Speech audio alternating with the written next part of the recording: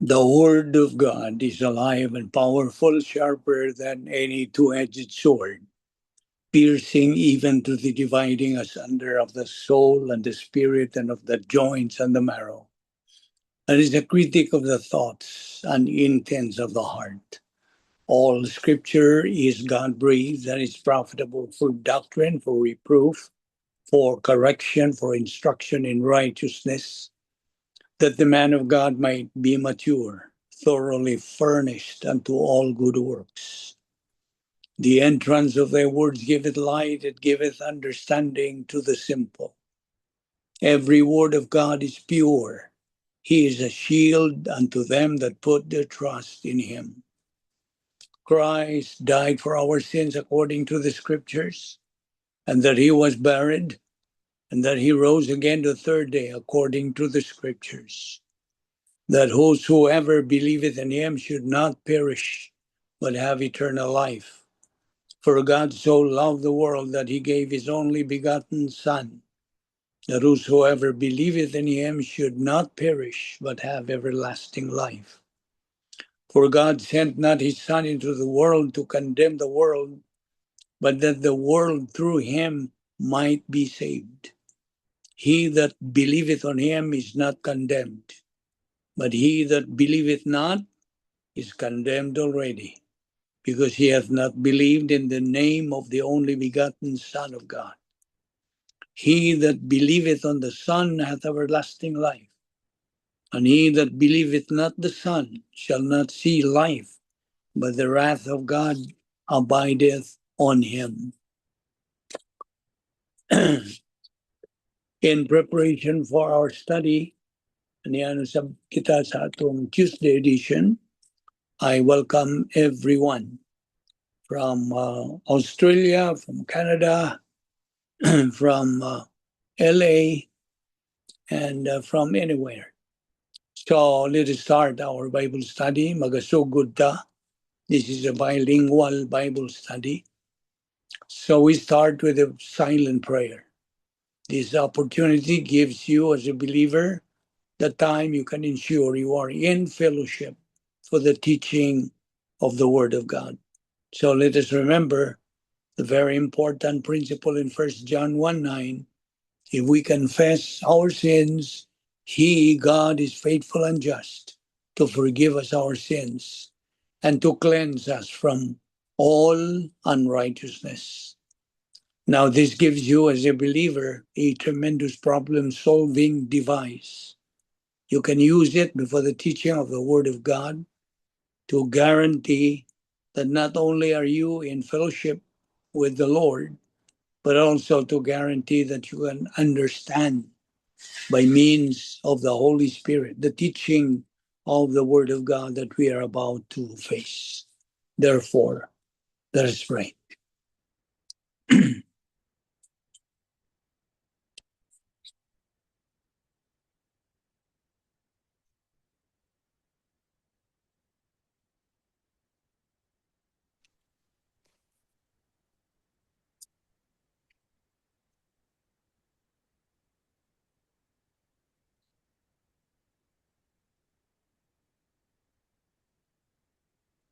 Let us pray. Heavenly Father, we thank you for your faithfulness to your word. We thank you, Lord, for the privilege of gathering ourselves together in fulfillment of your command that we have to assemble ourselves as your children in order to study your word. We are gathered here once again for the purpose of listening and assimilating your precious word.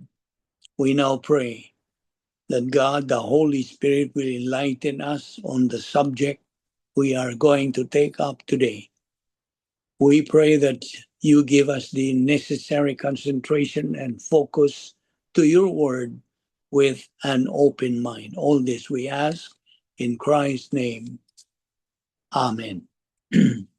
7 things that believers in Christ must remember every day. Kinahanglan atong hinumduman kini adlaw-adlaw o sa matagutlo sa atong kinabuhi nga ang Dios mao ang atong langit nung amahan. Si Ginoong Jesucristo mao ang ato lamang, siya lamang ang atong manluluwas. He is the only Savior. Ug ang langit mao ang atong puloy-anan nga permanente na eternal home. The Word of God, pulong sa Dios, composed of 39 books, Old Testament, and 27 in the New Testament. All in all, 66 books. They are the guide of our Christian life. Every believer in Christ, atong panimalay, our family. The good news of salvation, the gospel is our message. Our destiny is maximum glorification of God. And of course, let us remember the benefits and advantages and privileges that we believers acquired at the point of salvation. We were imputed eternal life. We were imputed God's perfect righteousness. So with the Lord Jesus Christ's perfect righteousness, making it a double portion. Hence, we are declared righteous, mga matarong. And we were baptized by God, the Holy Spirit, may nagadugtong kanato kang Ginoong Jesucristo hangtod na sa hangton. We are declared born again, nga tao na kita pag-usab.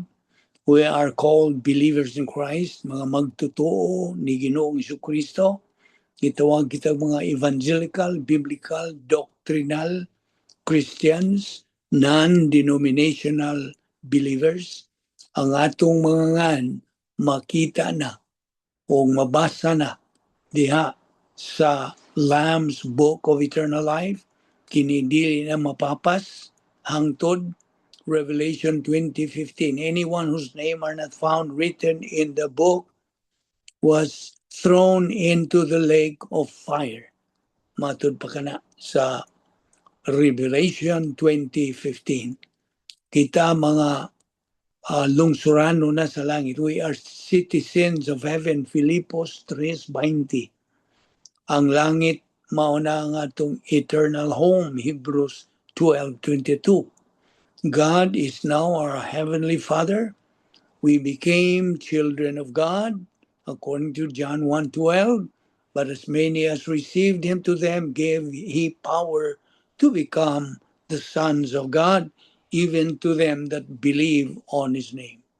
Kita pasud na sa protocol nga plano sa Dios.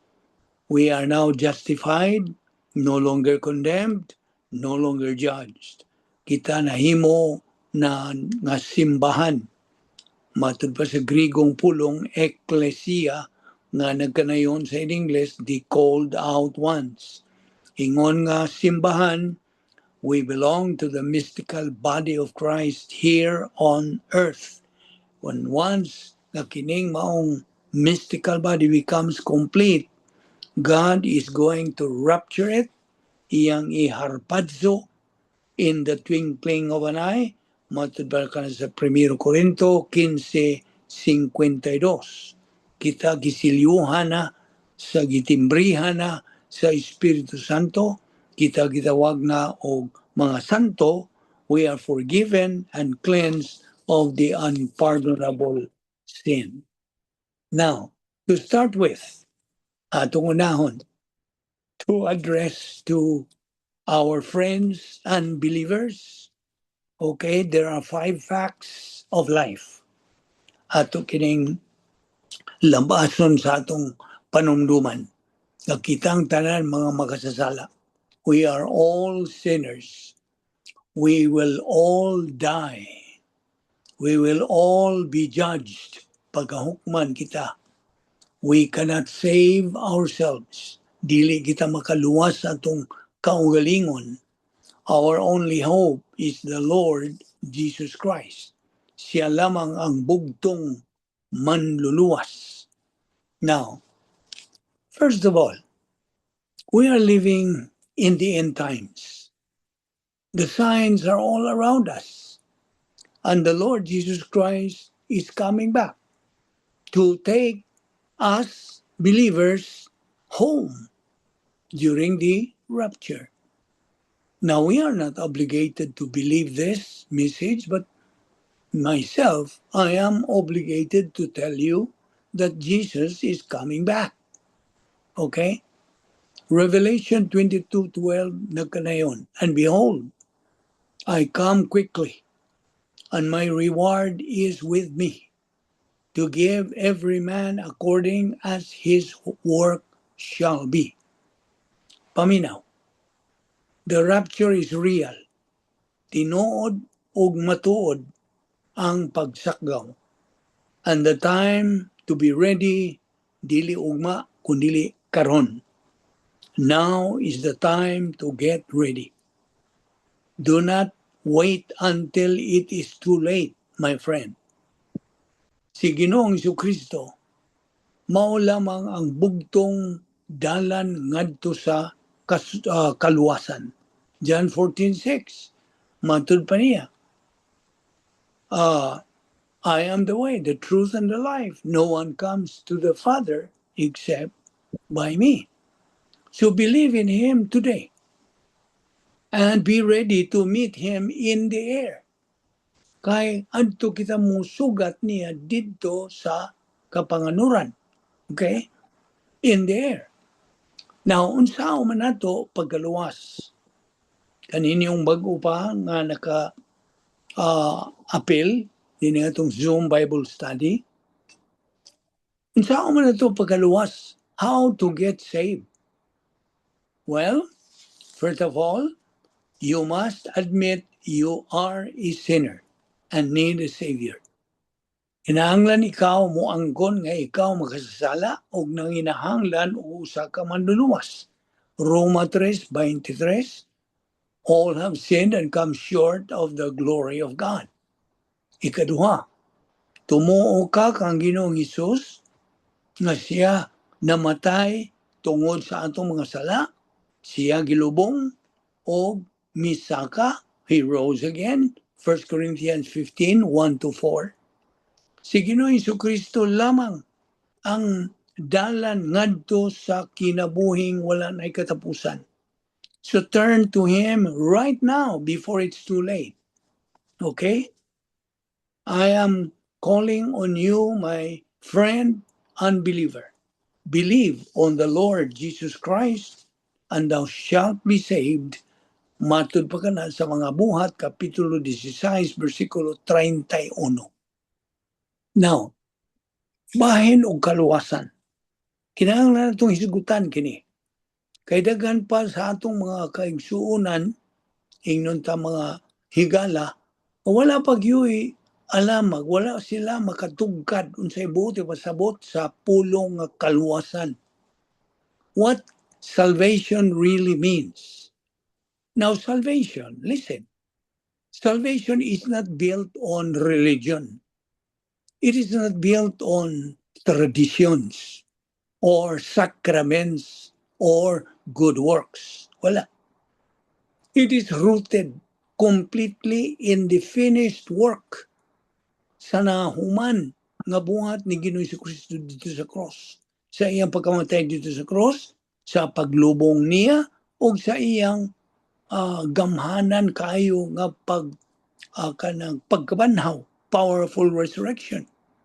Ang iyang perfect, precious, and holy blood was shed, giulak once and for all, fully cleansing and forgiving sa tanang mga kasalanan sa tanan nga mutuo kaniya. Nothing can be added to what He has already completed. Dilin mahimong dugangan. Kay kumplito naman, hingpit naman.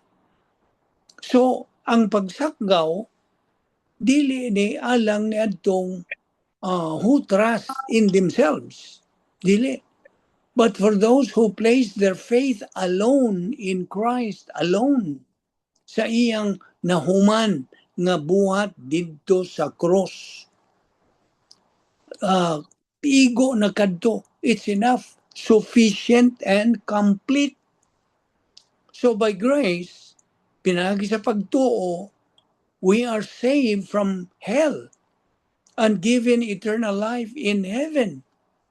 Confident that confident not in our own efforts, dili sa atong mga paningkamot, panlimbasog, dili, but in Him who paid it all. Si Jesu Kristo mo ay may bayad sa tanan, kumplito. So faith is confidence in Christ, not confidence in itself.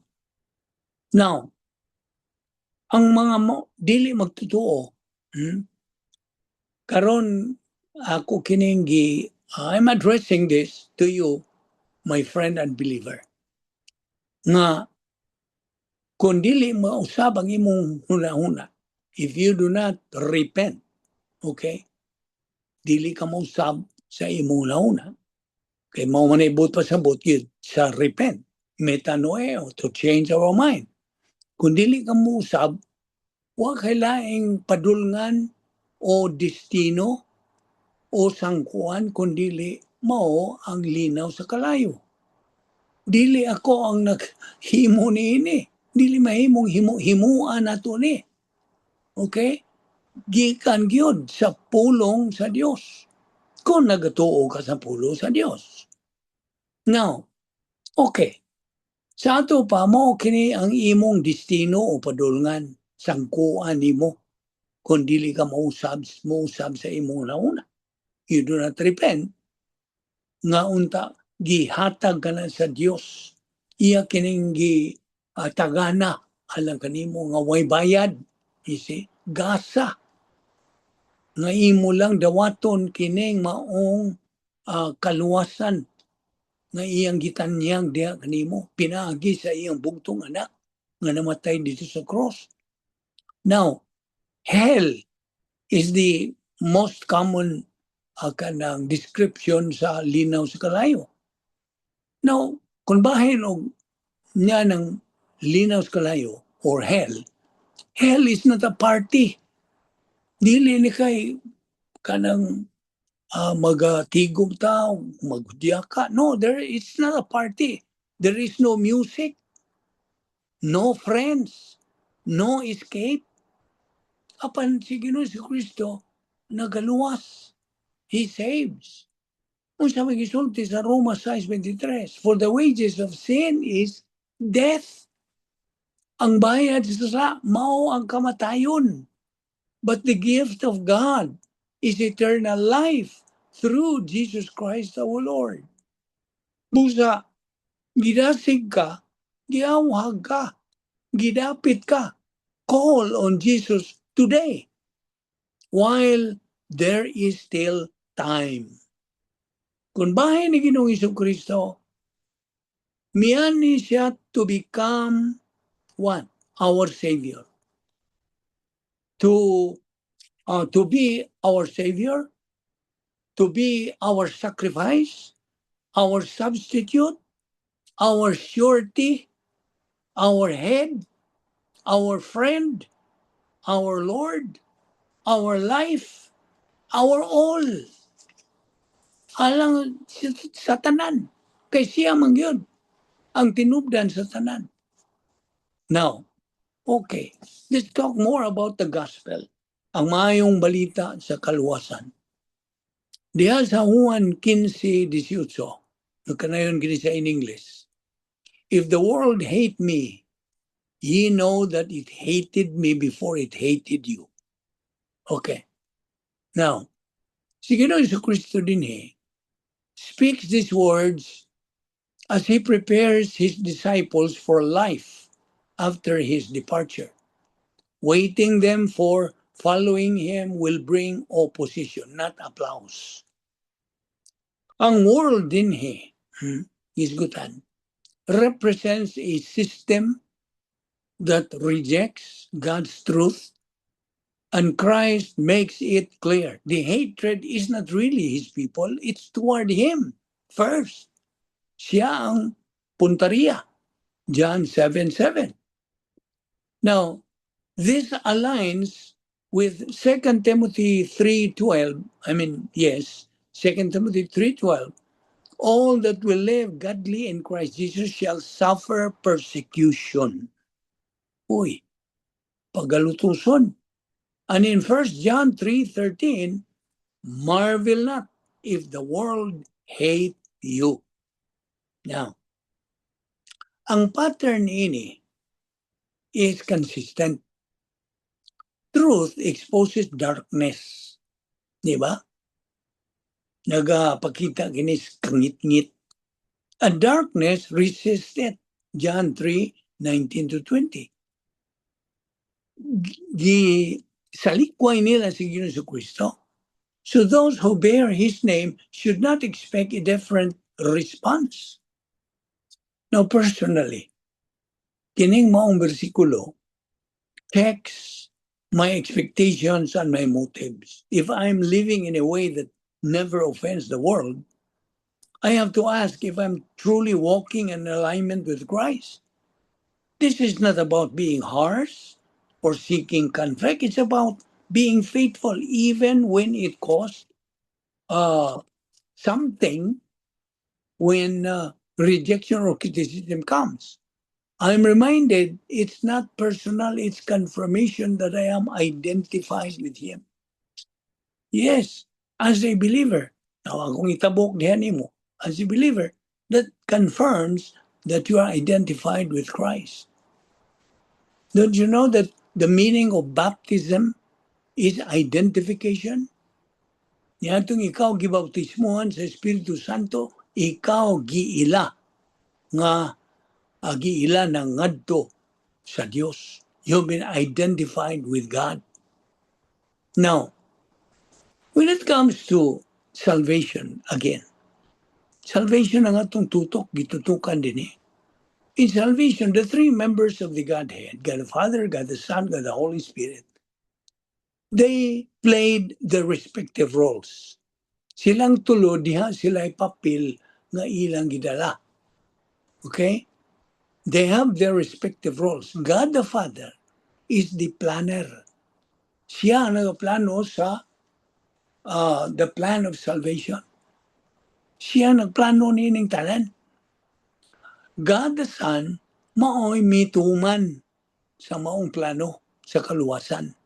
By dying at the cross. Namatay siya dito sa cross, iyang gituman kining maong plano. So, God the Son is the executor o executor. God the Father is the planner or author. Now here comes the Holy Spirit. Unsa may iyang role?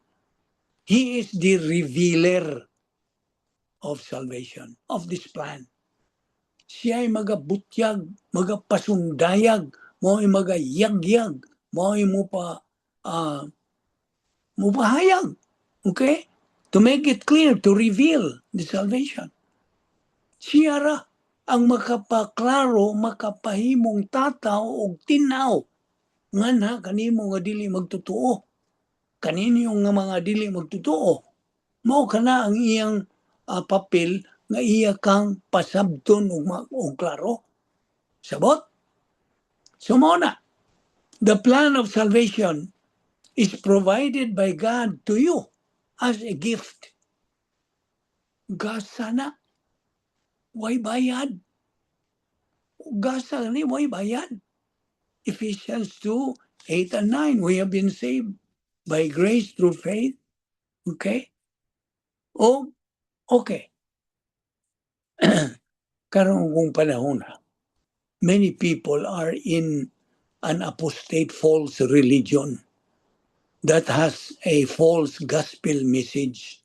Karong panahon na, daghan ang nagakalat, kanang pakahilap nining kalibutan na, nining mga mini nga kanang gospel message that is not the one from Scripture. It's kini sila. It's still a child of wrath. Now, ang mga di magtotoo, okay, as of course delineated in the Word of God, ang mga di magtotoo, they are lost. Okay? Lost sinners are our mission field to proclaim the gospel message. Mao ni sila ang kanang mission field nato. Natong mga magtotoo.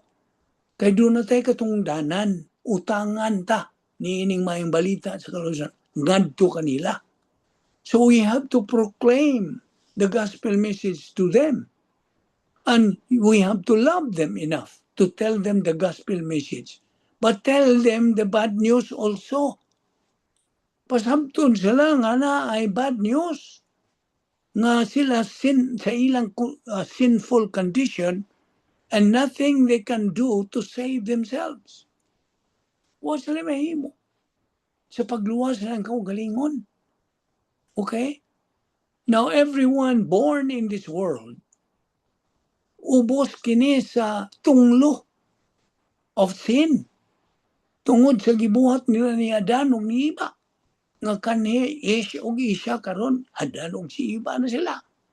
Nangalaglang sila dito sa hardin sa Eden. Kay mikaon man sila sa gidili nga unsa bungas kahoy sa pagila sa maayo ug sautan. They were commanded not to eat from. So, show them by the law kining mga di magtotoo that they are transgressors of the law and that the law is a tutor, schoolmaster to lead them to Christ. Atong pasabton sila what Christ did for guilty sinners through the person and work of Christ. Ang iyang birhen nga pagkatao, you see, his virgin birth. Ang iyang kinabuhing walay sala, sinless life. Ang iyang pagkamatay, ang paglubong niya, o ang iyang pagkabanhaw. Ug siya, he was raised for our justification. All those who believe in him by faith alone will be forgiven of their sins and given what kind of life? Eternal life. You see? So those who have been born from above, ikaw nga luwas na, you have been born from above. By God, may nagahimo nining tanan will be evident of your transformed life. You see? They will see what sin is before a holy God. They hate their one cherished sins and desire to live that way no more. And now want to live for Christ. Alang nagyod kang Ginoo si Kristo. If there is no evidence, if there is no evidence of a life that has been changed by God, then ang imong pagtuo is a false belief in Christ. Meaning, they do not feel any conviction of their own sinfulness and continue to live as they always lived and still claiming to believe and that they are a Christian.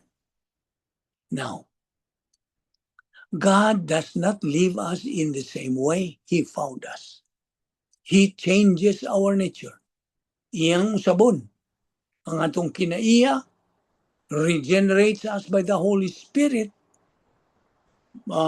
Usabon yun sa Espiritu Santo ang atong kinabuhi ug hatagan kita niya ng gasa sa pagtuo kang Kristo. So we are now a new creation with new desires. Sa diha nga imo kanang buhaton. Pagtuo kang Ginoong Kristo ingon nga imong Dios ug manluluwas. You have new desires now. You have been freed from being slaves of sin. And now are slaves of Christ. Ulipon na kita sa pagkamatarong. And we no longer live for ourselves. We live for Christ. For He is our Lord and Savior who has redeemed us. Siya man ang nagaluwas ka nato. We will deny ourselves, take up our cross and follow after Christ. Even if it will cost us our life. Just imagine that. For our life is not our own. Timanina. For we have been bought with a price. So therefore, glorify God in your bodies. Live a life. Pag kinabuhi, o usa ka kinabuhi that matches your faith. Strive to live a holy life and live righteously. The indwelling Holy Spirit will help you and also in your daily sanctification. Ang Espiritu Santo mo ay magatabang nimo. Dili ka makatabang sa imong kaugalingon. We are to persevere in faith until the end of the church age. And the indwelling Holy Spirit will help us. Okay. Da kaninyo nga nagauban ka nato ni atong Zoom Bible study.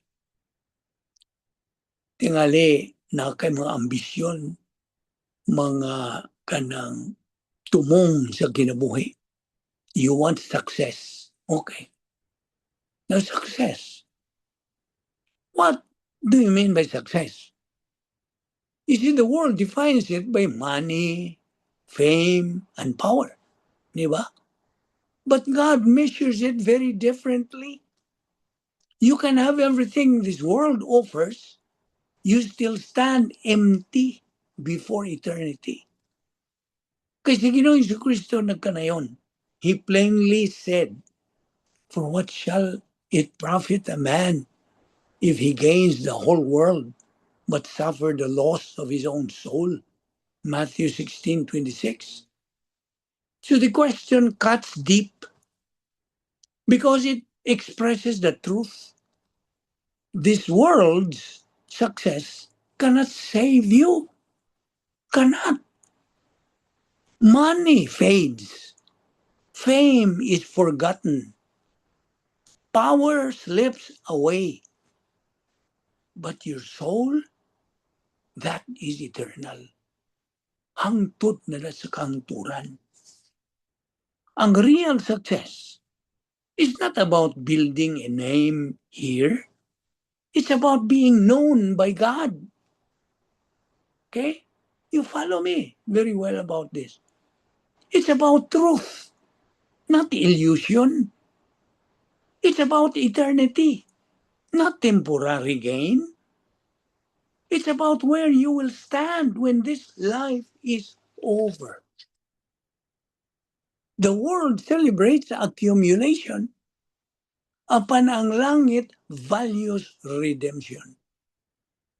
Because one soul, just one, usa lang ka kalag, is worth more than all the riches of this world. Did you get it?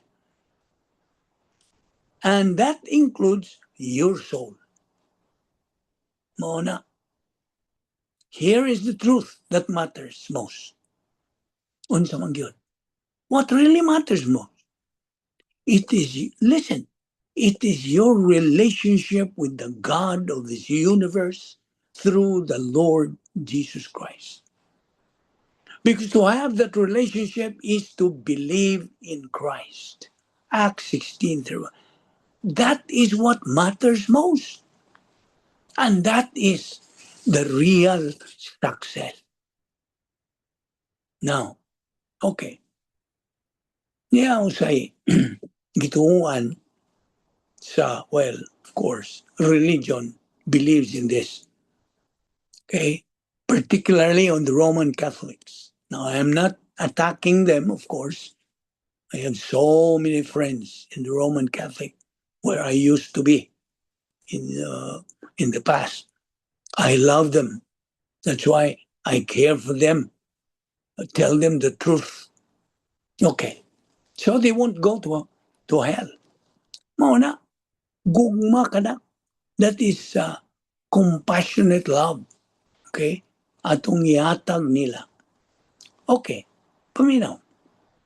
Diha sa mo ni gituuhan nila. Okay?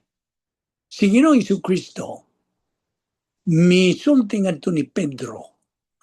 Kay ilang magituuhan nga si Pedro may unang papa sa Romano Katoliko. Si Ginoong Jesucristo, misulti ngadto ni Pedro nga upon this rock, okay? Mitudlos Ginoong Jesucristo niya diha sa iyang dughan. Upon this rock, Kaya si Ginoong Kristo may rock din si Pedro. Okay? He, the Lord Jesus Christ, will build His church. Okay? So nga na kang Ginoong Kristo, He will build the church, not on Peter. Not Peter's church. Not your church. Not Roman Catholic Church. Now, sa Latin, mao ni gisulti sa Latin, may tungod niining bersikulo sa Mateo 16. Okay? Nagsulti nini. Tu es Petros, et superang Petram, et edificabo ecclesiam meam, et porti et feri non prevalevont. Latin. Okay, sige, unsay but pasabot. Kubaron ito in English. Thou art Peter, and upon this rock I will build my church, and the gates of hell shall not prevail against it. Now, paminaw. Pagsulting Ginoong Jesucristo, tu es Petros, thou art Peter. Gitudlo ng Ginoong Jesucristo si Pedro. Ang Petros, okay? The Greek word nga Petros, ang but pasabot niya na small stone, gamayng bato. Okay? Dili na kong bato. Ikaw, Pedro, nga gamayng bato mo, ibut pasabot. Et superang Petram. Okay? Og diining dakong bato. Na karon mitudlos Ginoong Jesucristo niya. Siya mismo. Niining dakong bato. Et superang Petram. Ang Petram, but pasabot is big stone, boulder. Si Ginoong Jesucristo, ang but pasabot, edificabo ecclesia meam. I will build my church, and the gates of hell shall not prevail against it. Naunsa man na nimo? Mao man na ang original, ang but pasabot. Nga si Pedro dili mao'y unang papa. Si Ginoong Jesucristo ra ang mitukod sa simbahan, dili si Pedro mo'y patukuranan. He is not the foundation, it's the Lord Jesus Christ. Okay? Sabot ba mo? I hope you understand that. So, again, do not stop preaching the gospel. Alam nimo, fellow believer. Do not stop preaching the gospel, no matter how discouraged you get or how unfruitful it may seem. Because people are watching and listening. They may not show it, but you are affecting them in more ways than you know. Yes, huwag ka masayon. Kung naanay na nga luwas diya nagpaminaw ni mo, kunya ikaw, may bati ka nga, wa kay nahimo? No way. Ayaw. Ayaw pangingon niya na. Kaya ang buhat sa Diyos, God's work involves many different individuals with a variety of gifts and abilities. There are no superstars in this task. Only team members performing their own special roles. Sometimes, ang ato ragyong mabuhat is plant a seed and water it. Ang Diyos mo mismo ang who makes it grow.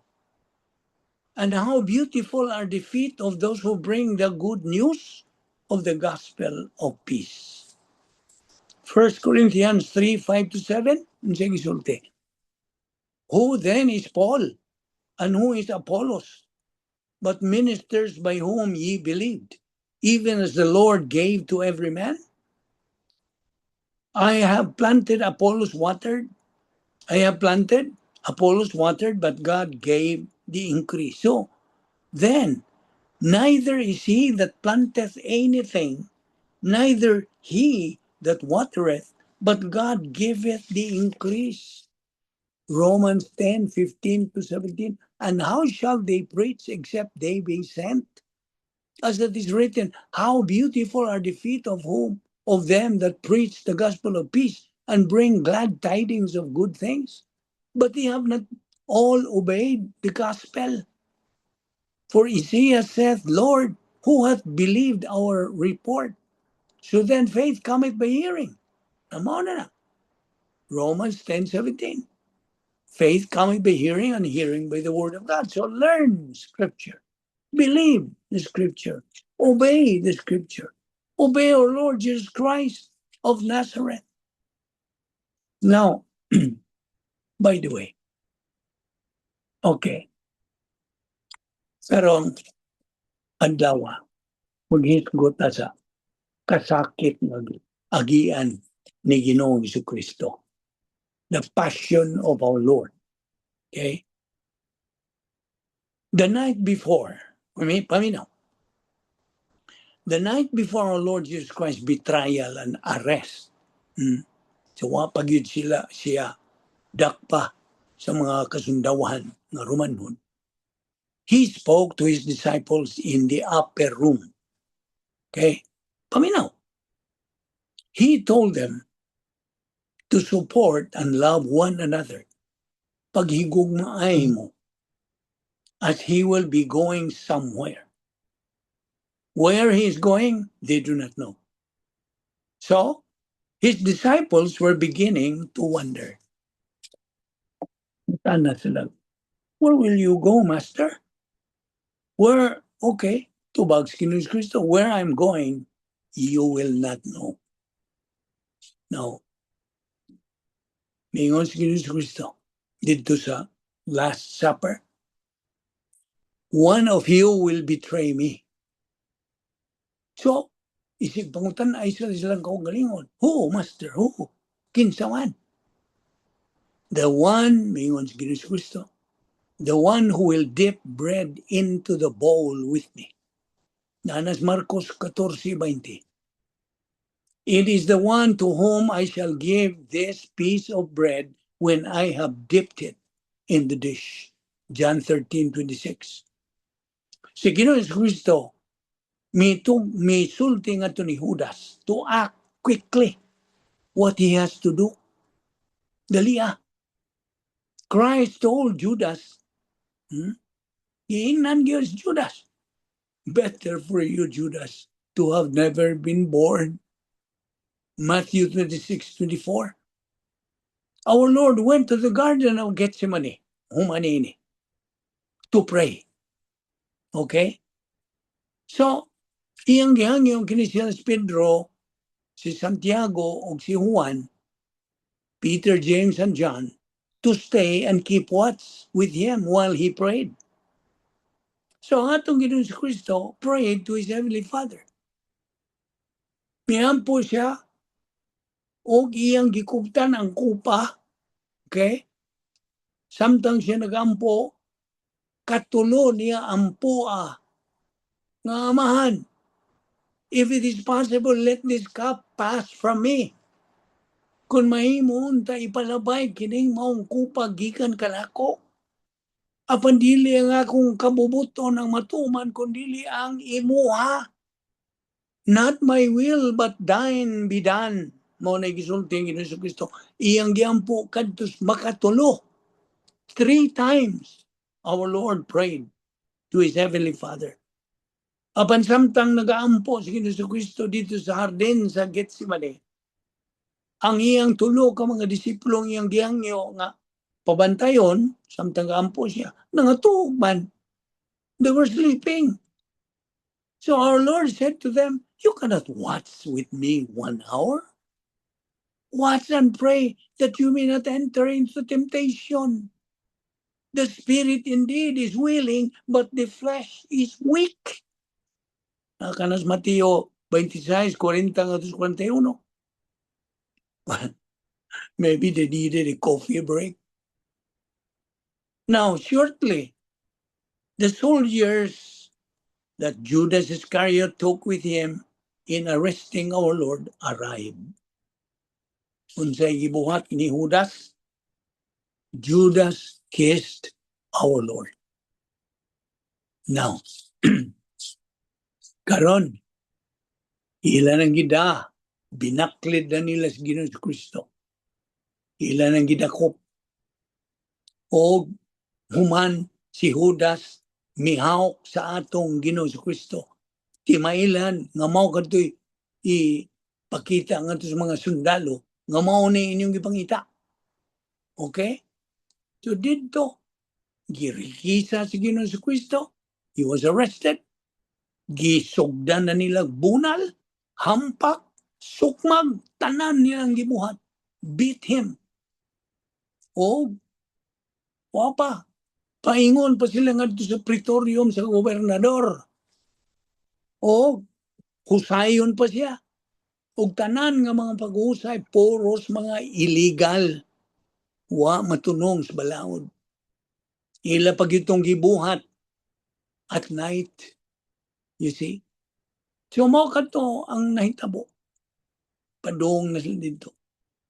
Pag-abot dito sa praetorium sa gobernador, dito na sila nagsugod og pang bunal, hampak, sukmag, unsa pa ilang gibuhat kang Ginoong Kristo. Kuha pa sila og latos niadtong panahon na ang latos o latigo. Lain tong ilang mga latigo niadto. Ang tumoy na ng maong latigo, tingga. You see? Tingga nga sa paghampak na sa ilang lawas o diya ba sa likod, mada ang unod. You see? So mo ito ilang gibuhat ni Ginoong Kristo. Dito, tamas ginawa, ilang gibunalan, ilang gibiyay-biyay. Ang imong Dios, you see, ug hangtod pagkahuman na sa ilang pagdaot sa atong Ginoong Kristo, dito nagibutan na siya dito sa pakita sa publiko. O unsa, ang gobernador nangutana, kinsa may inyong gustong buhian, si Barabas ba o si kining inyong hari? So ang mga tao, singgit po sila, wa mi hari. Wa mi laing hari. So mga katong ilansang siya. Sige paninggit. And you know the passion of our Lord Jesus Christ. Hangtod nga gidaanan nila dito gihubuan nila ilang gikurunahan og kanang unsa ilang ginama nga korona nga tunok og ilang gibiyay-biyay, ilang gisuluban og silding ilang kapa. Ginoong Kristo nga ilang giluhuran nga mao kini ang hari sa mga Hudiyo. Gibinuangan nila. Kasi tanan mga pagbiay ilang gihimo. Hangtod na gyud nga gidaanan nila dito pag papasan niya sa cross dito paingon na sa Golgota. Okay? Kapila gyud siya mahapla, matukmod. Pan dito si Simon Sirenio mitabang niya. Ipatabang sa mga sundao. Tabangin kay galisod na siya buswat sa iyang cross. See, all of us, kita nimo, unsa ka grabe sa giagian sa atong Ginoong Jesucristo. Now, okay. Believers who are positive to doctrine and advancing in their spiritual life are not like-minded with believers who are negative to Bible doctrine and not growing in doctrine, di ba? Tinuod na. Kining tanan itong gipangisgutan. Wa ni bili, way hinungdan sa mga negatibo. Timan ina. See? So ang mga negatibo, dili like-minded nimo nga positibo. Kaya ang kalamdag, kahayag, ug ang kangit-ngit, dili man na sila mag-uban. They cannot go together. So believers are in the light. Believers with doctrine are in the light. While believers without doctrine are in darkness. Apa nagrabe pag katong dili paluwas, believers, kitang mga magtutuo are in the light, ang mga dili magtutuo are in darkness. Kinibaw na there are two kinds of people in the world. Dili kay laki ubay, believers and unbelievers. Just as there are two kinds of unbelievers. Duha pod ka klaseng mga unbelievers. Dili magtutuo. Religious, mga ascetic, mga Diyos nun pagayo, mga hinimbahon. They are good people, matud pa sa society. But they are unbelievers, religious. Ug ang ikaduhang matang sa mga unbelievers, ang kadtong mga lascivious, mga badlungon, mga maldito, mga kriminal. They are bad people in the community. So, ang pagkakristuhanon ko, kay kini, yung tabok naman, tagikan itong pagsakit sa itong Ginoong Kristo. Okay? Sayon ka. Nga si Ginoong Kristo sa iyang gibuhat dito sa cross. Mo kadto ang kaluwasan nga gipakita sa Dios tungod sa gugma diha kanimo. John 3:16, ayaw nang kalimti. For God so loved the world that He gave His only begotten Son, that whosoever believeth in Him shall not perish but have eternal life. Unsa ka tataw tinaw niya na. See? Jesus Christ is the stairway to heaven. He is the way to heaven. Come to Him. He said, in my Father's house are many mansions. If it were not so, I would have told you. Tinood, si Ginoong Kristo is in heaven preparing your estate right now, waiting for you. There is a future life. Atay kinabuhing sa ugma, future life. And eternal life does not begin when you die and go to heaven. See? It begins here. Karon, magsugod, and now. When you make your choice for Christ, when you say, I believe in Jesus Christ, that's it. Magasugod ka ng maong eternal life diya kanimo, because eternal life comes to dwell in your heart today. Kung ihimo ka na himuon, using your positive volition na hinatag sa Diyos diha nimo. So believe in the Lord Jesus Christ, and thou shalt be saved. Now, you see, most people think that ang impyerno kuno, that hell is just a lake of fire. They are wrong. In the Bible, it is clearly explained as the most horrible, the most ghastly place to be. You can ignore hell, but you cannot escape it. Dili. Di ka ka-eskapo. Mock it now, forget it now, delay it now, but listen, once you are there, it's forever. Luke 16:23 says about it, in hell he lift up his eyes being in torments. And get this, hell is not a warning to scare you. It is a reality waiting for the unprepared. Kung unprepared ka, mauna. So, somebody said that belief by itself does not save. Uy, okay, paminaw. But isn't this what justification by faith alone means? By believing, that believing is the only means by which we receive the grace of salvation from God. Remember, yan tong Philippian jailer asked the question, what must I do to be saved? Iyang ipakunda sila si Pablo and Silas, and they answered, look at what they answered. Believe on the Lord Jesus Christ and you will be saved. So believing is sufficient to be saved. Kasabot ka? Believing is sufficient to be saved. Igo na ang iyong pagtuo nga aron ikaw maluwas. Now, believing will result in a changed behavior.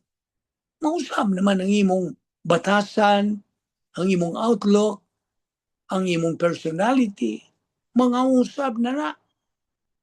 There will be a change of attitude towards sin. that comes along with this. But to say that believing in itself is not sufficient to be saved would go against a bunch of scripture. Supak ka. Even the words of our Lord Jesus Christ himself, John 6:47, kung sa gisulti, ni Ginoong Jesucristo, truly, truly I say to you, whoever believes has eternal life. So believing in Christ, trusting that He paid the penalty for your sins, does grant you eternal life. Nakahatag ni mo kinabuhing walay katapusan. It is sufficient and it will change you. You believe there is one God. Some believers say, you believe there is one God, you do well. Even the demons believe and tremble. True saving faith is turning away from sin to God. Kaya ang Biblia nagkanayon, let everyone that names the name of Christ depart from iniquity. Now listen, believing there is one God is very different to believing in Christ. Dili ka maluwas kung mutuo ka sa Diyos. Maluwas lang ka kung mutuo ka kang Ginoong Jesucristo. Kaya nga naman, may gisulti sa pulong sa Diyos. Huwag man mo believe in God and you will be saved. It says, believe in Christ and you will be saved. Ang saan man na, di man mo matuis ang pulong sa Diyos. So, demons do not believe that. And the part of 2 Timothy 2:19 that he quoted, look what it says. Let everyone who names the name of the Lord depart from iniquity. See, you don't depart from iniquity to become a Christian. You depart from iniquity because you are a Christian. Tungod kay Kristohanon ka naman, mubiya ka na sa mga binuang nimo, mga pagbuhat o mga sala. Because you name the name of the Lord. So in other words, do not put the cart before the horse. You know what I mean? Ayaw. Do not tell people clean your life up, then come to Christ. Instead, God cleans our life up because He has caught us. He has caught us.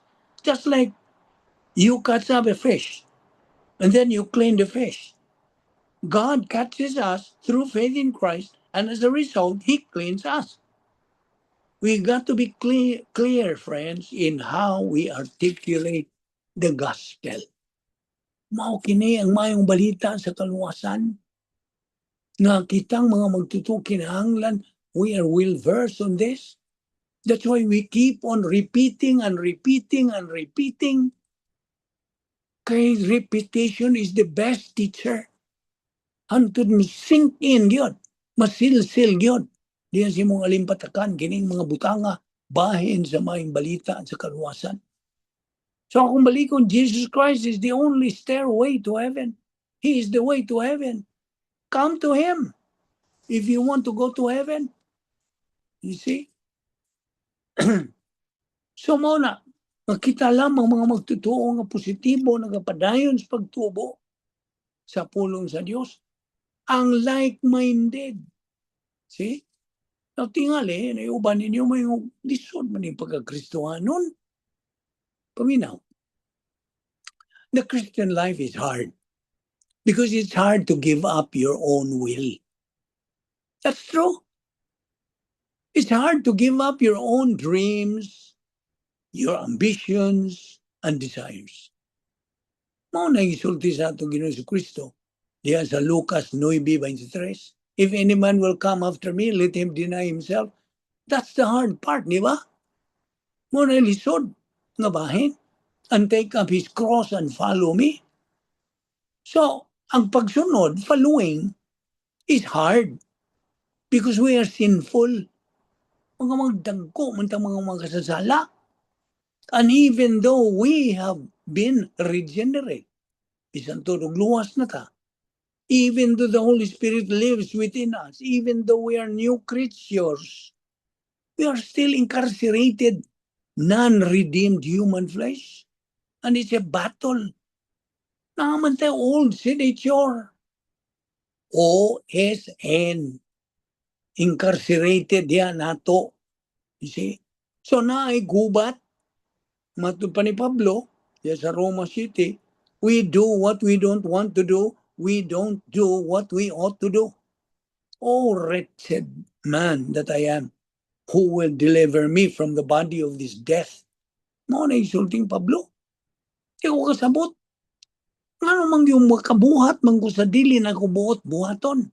O katong buot na kong buhaton mo, mabuhat na ko na mauna ang old sin nature. Kasabot ka? So I hope na klaro ni mo ni.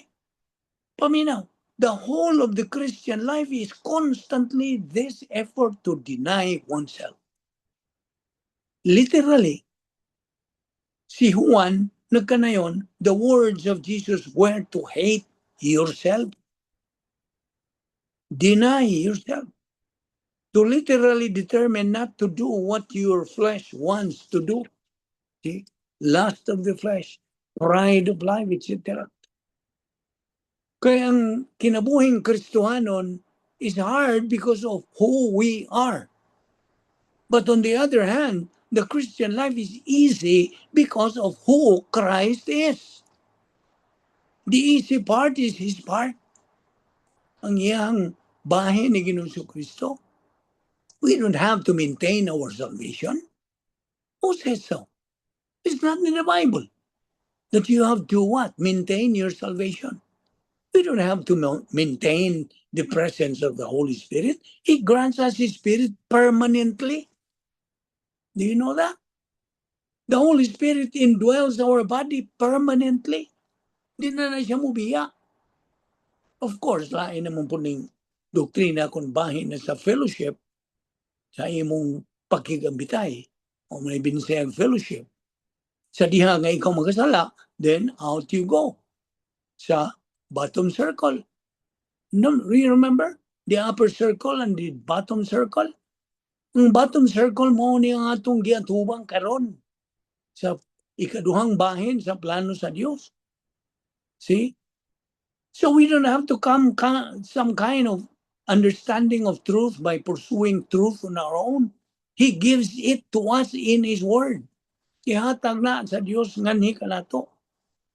So, the easy part is the presence of the Lord, the presence of the Spirit of Christ in us, the truth of Scriptures, the blessings that flow from heaven. He has ordained the plan of our lives. Ang plano niya, nagalihok sa atong kinabuhi. Ang Diyos nagatanaw sa imong kinabuhi. Imo bagyong gisunod ang plano niya para nimo.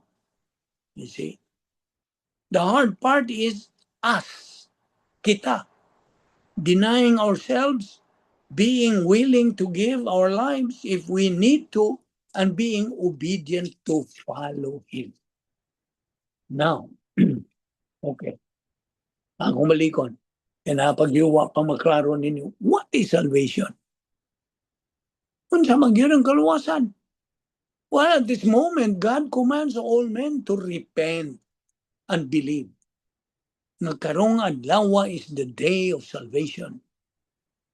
That you are to flee from the wrath to come. Biya. Okay? Hawa. Biyai. Ang kapungot sa Dios nga umaabot. To flee from the law of Moses that condemns you unto the city of refuge. Kinsa, si Ginoong Kristo, nga atong Diyos. Run to Him. Dagan nga ito pa yun niya. Repent. Repentance is simply giving up. To stop fighting against God. To stop attempting to gain your own salvation through your own works. To literally give up and fall upon Christ. That is salvation. O kanaibot pasabot sa kaluwasan. So that you say, nothing in my hands I bring, simply to the cross I cling. And when that seed grows in you to the point where you know that you are standing before God is 100% absolutely based and founded upon the perfect work and merit ni Ginoong Kristo. Then you stand before Him with confidence na nakakaisog og paglaom, knowing that all your sins have been atoned for and that you are righteous in Christ. Come to Him. Righteous ka na, oy.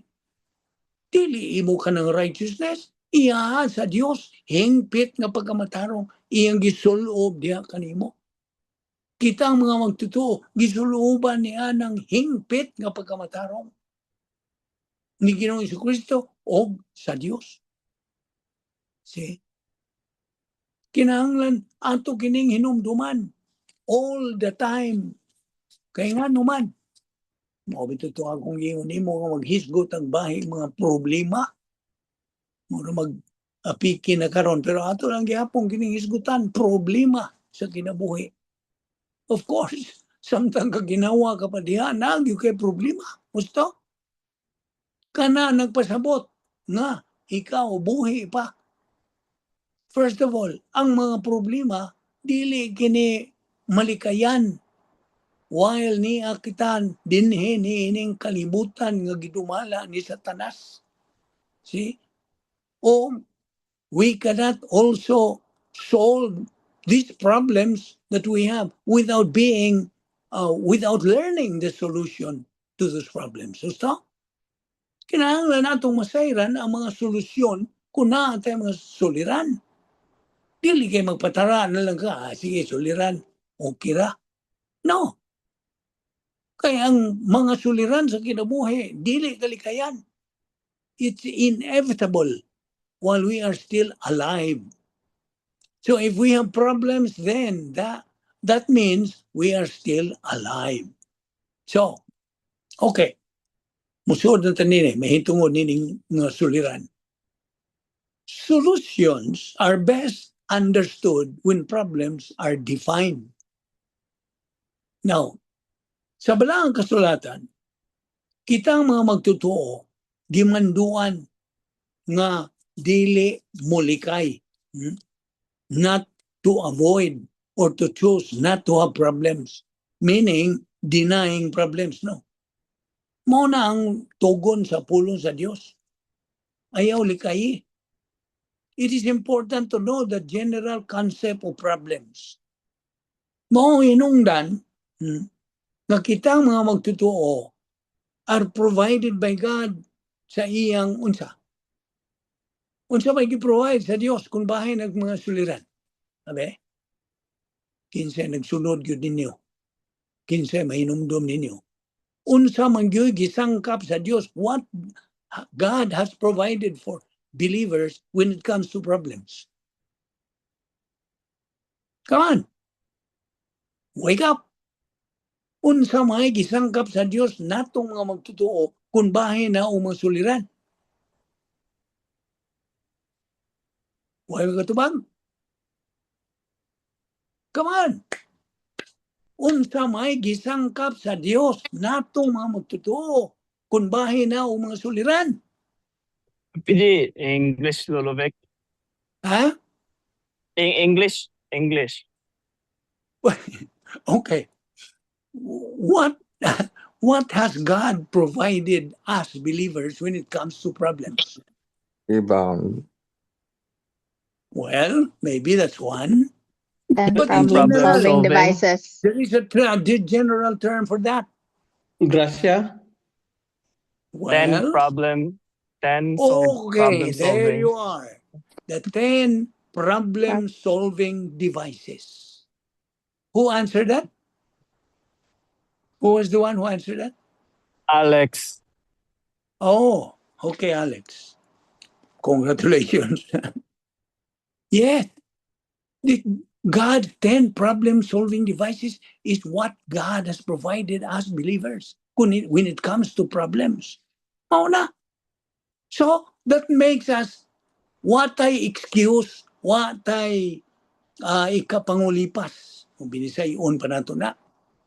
Watay ikabalibad nganong di ta mahimong kanang mananaog o di ta makasulbad sa mga suliran. You see? Kita nimo na how privileged we are as believers. Wa man ta magpahambog. Grasya man na. Hinatag man ni sa Dios. God is giving us His provision. Remember, God is in the business of providing us believers, iyang mga anak. Wag yun, mapakyas ang Diyos. God has never failed to provide His children every day. Wa ba ka makadiparar karong adlaw? Gipakaon ka, gibistihan ka, giginhawa ka, niya kaanhi ka, aron makapaminaw sa pulong sa Dios. Grasya na. Provisional sa Dios para nimo. You see?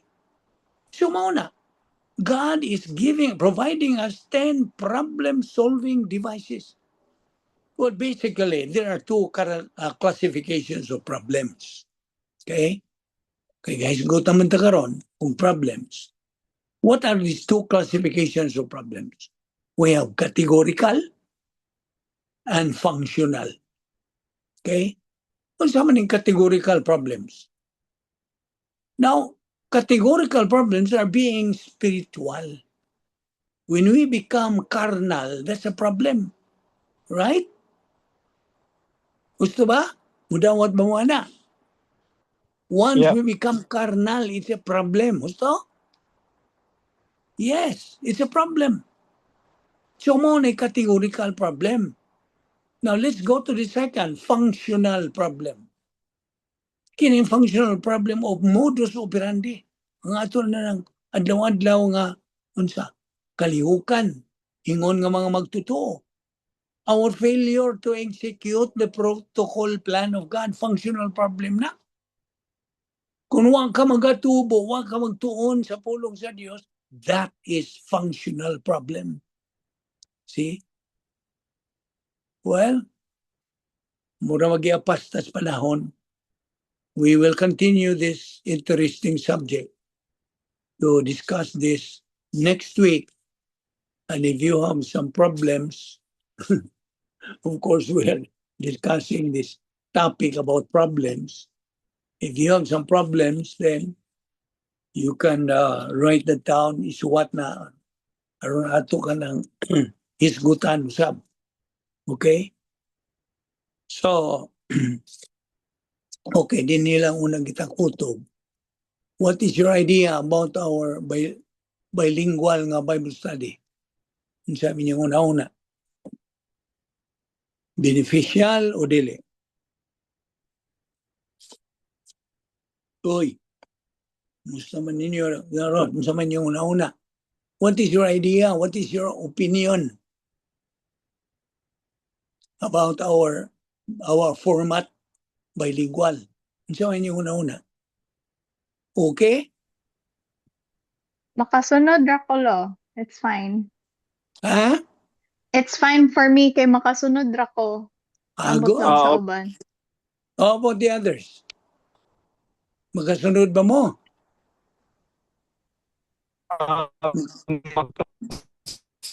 Makasabot ba mo o magkasunod? Okay Ha? ra. Okay ra. Good. I'm glad to hear that. So this is only Tuesday anyway. And Monday is pure English. So problems. We will continue on this discussion about problems. So if you have some questions, please. Palihog, isa may inyong problema. If you have some questions. One question? Okay. Muragwa na tingali.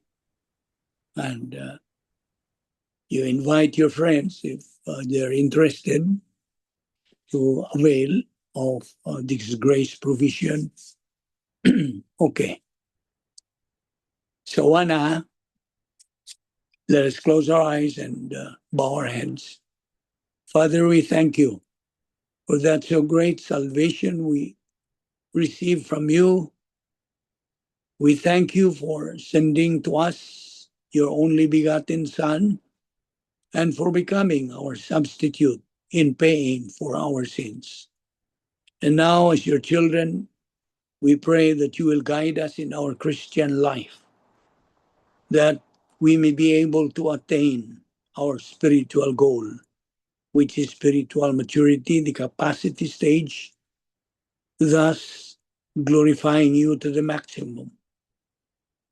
You who deserves all the honor, all the respect, all the love, all the adoration, all the worship, all the praises.